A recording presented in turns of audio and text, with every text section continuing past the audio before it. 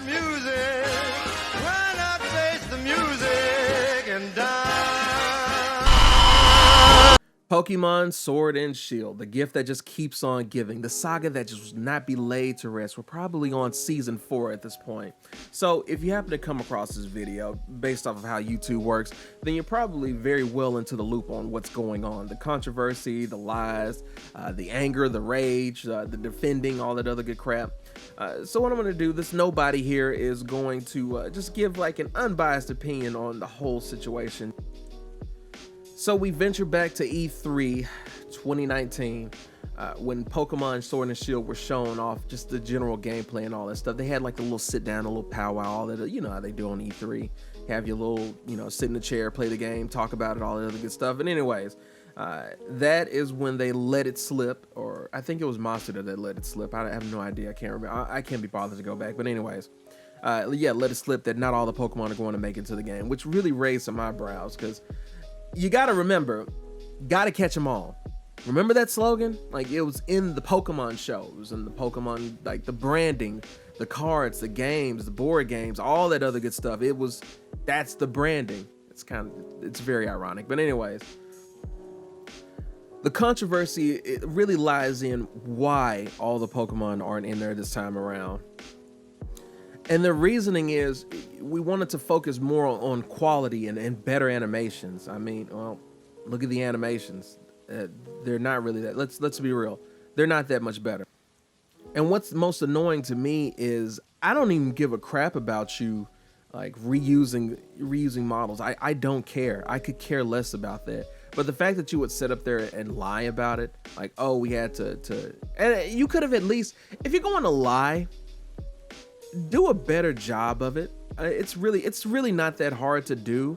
You know, switch up, you know, move some stuff here and there. Don't make every single one ported over be the exact same thing.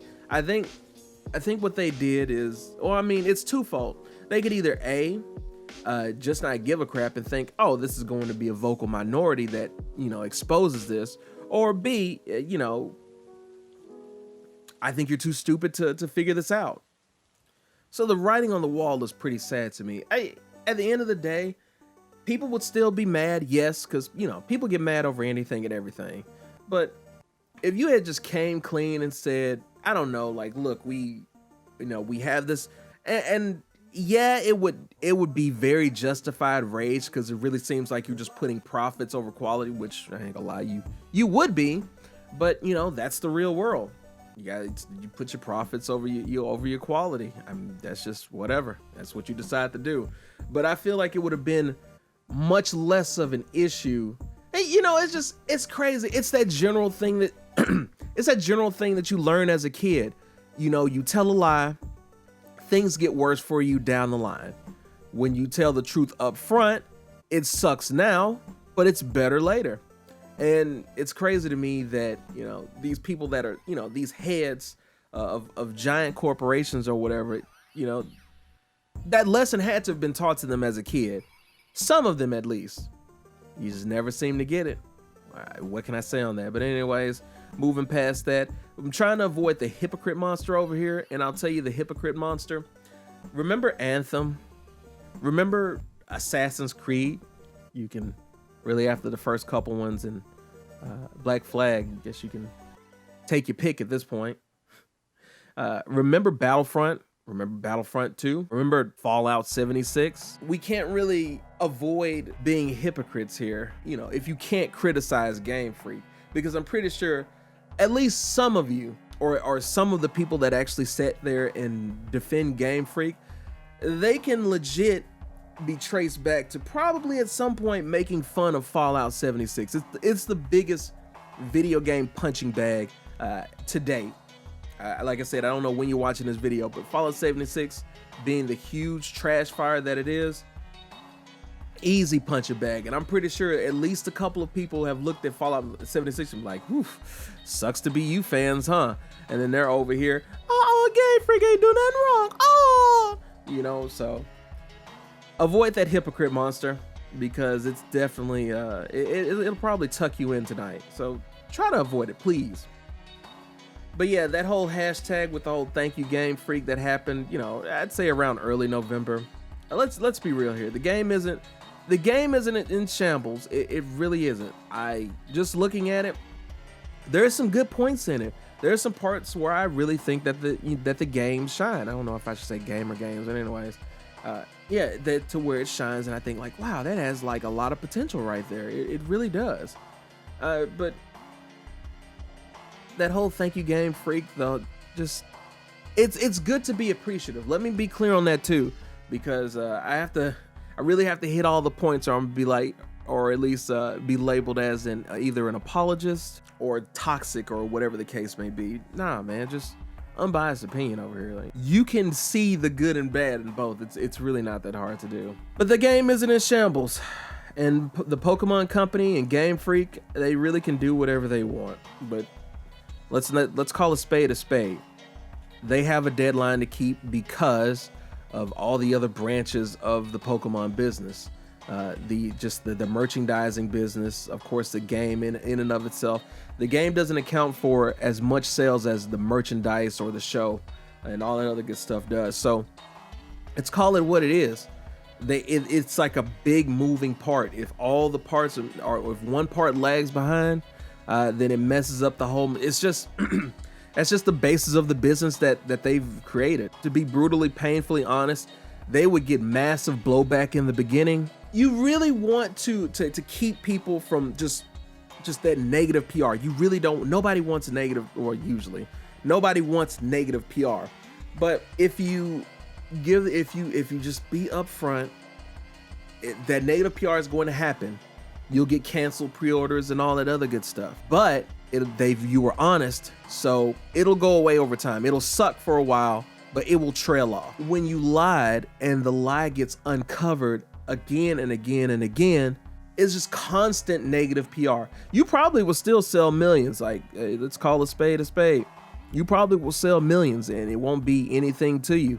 You'll get your review scores. A lot of anybody that gets a big company or like review company that gets a free copy from you, you gotta keep that relationship good. So chances are that adds like 2 or 3 points to your score regardless. That's just human nature. I scratch your back, you scratch my back. It's just not to say that every last reviewer is going to do that. That's absolutely not the case. There's some that have legit integrity out there, and shout out to them.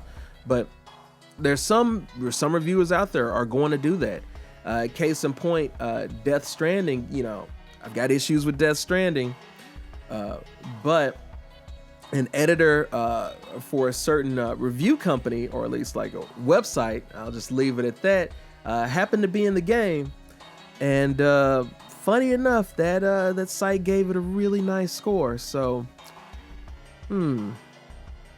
things that make you say, But yes, Pokemon can do whatever they want. Just don't lie to your audience. It's just it's wildly stupid to do. Pokemon is the biggest franchise in history. Period. It's bigger than Warner Brothers. It's bigger than goddamn Disney. Disney. You know, when you have like a final boss in a game and you think, holy crap, this was tough. But then there's a secret boss. Pokemon is the world's secret boss. And it's ridiculous to think, oh, they don't have the resources or the manpower to do it. One, that means if you think that's the case, then you don't think very highly of the talented people that work at Game Freak, the talented creative people.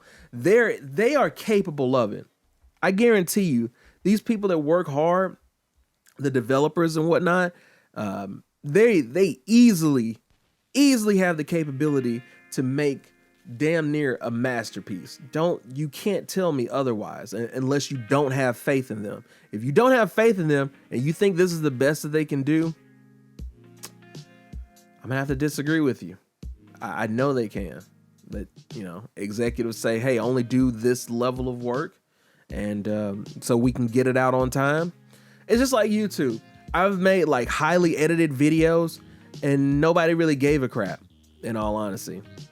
So if you lower the quality to put out more, people will probably see it more. It sucks. It really does.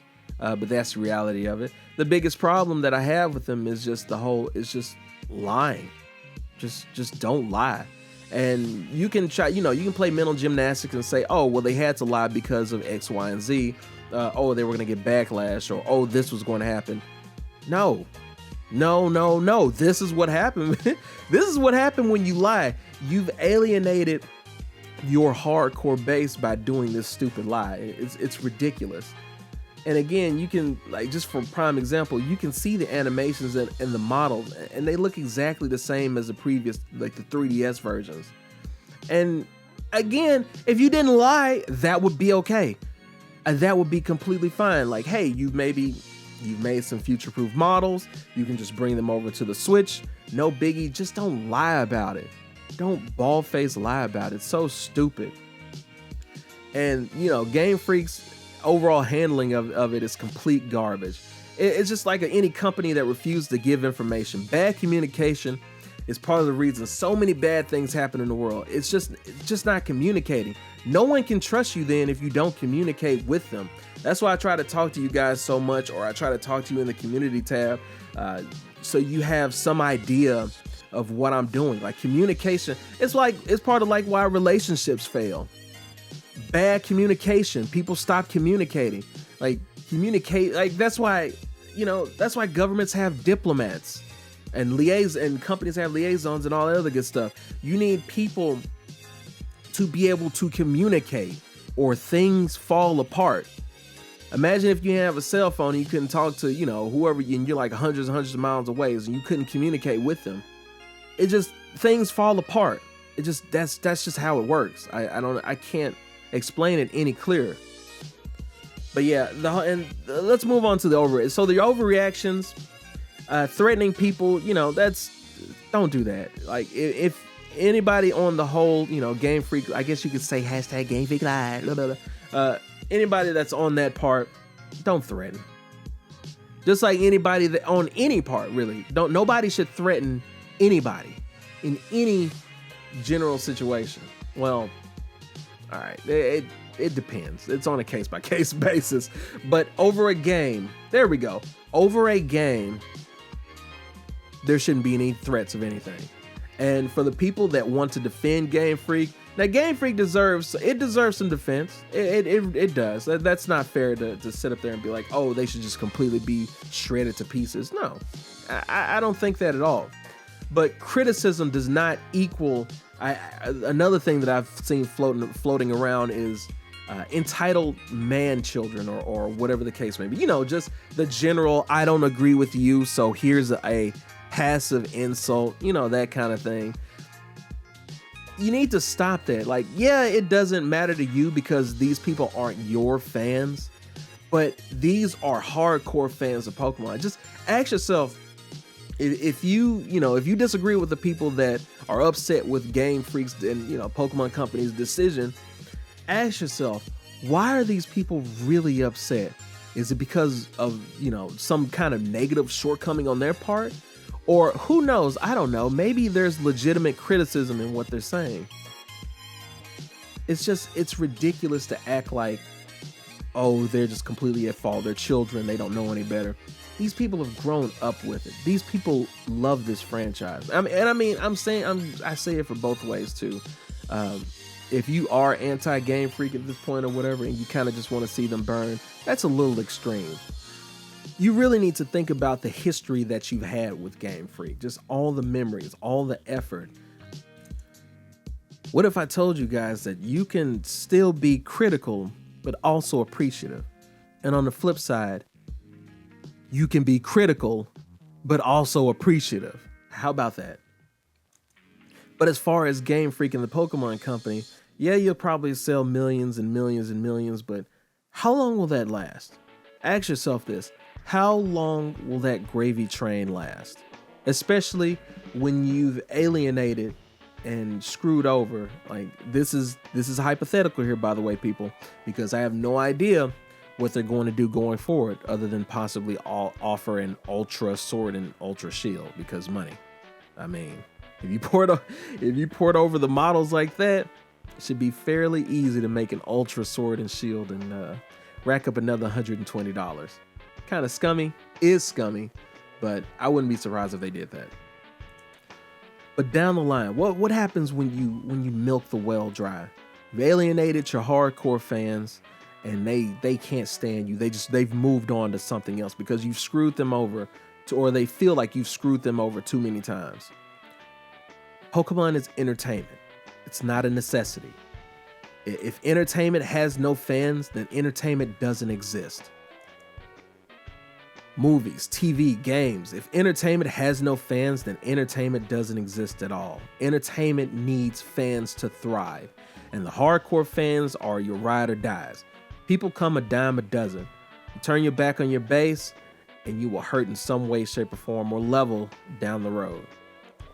You're welcome to disagree with them, but don't tell them that their concerns backed by serious evidence is childish, and since when has shit-talking anyone made a difference? Ah, man, I'm an entitled, spoiled kid? Jeez, why didn't I think of that? I guess I'll just sweep this evidence under the rug, no biggie. So my final thoughts is this. I'm going to upset some people with this. Either way, someone is going to get mad. I condemn Game Freak, then I'm just a whiny complainer that, as one of my favorite YouTubers put it, I'm big mad. Yeah.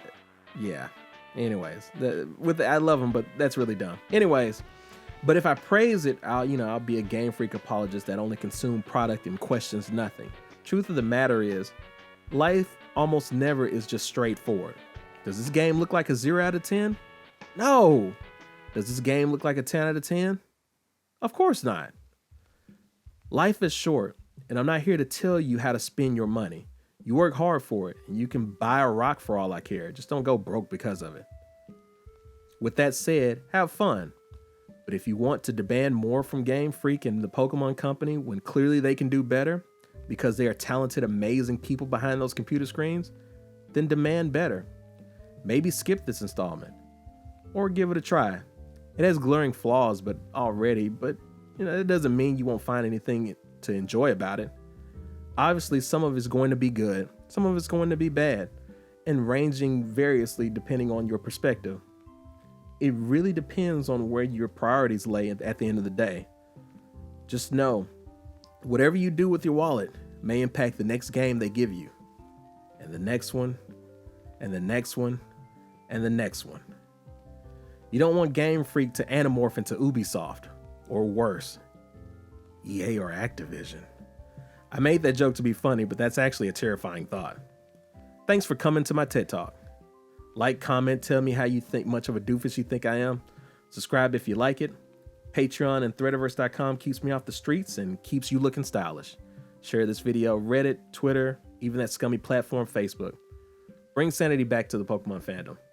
Peace out.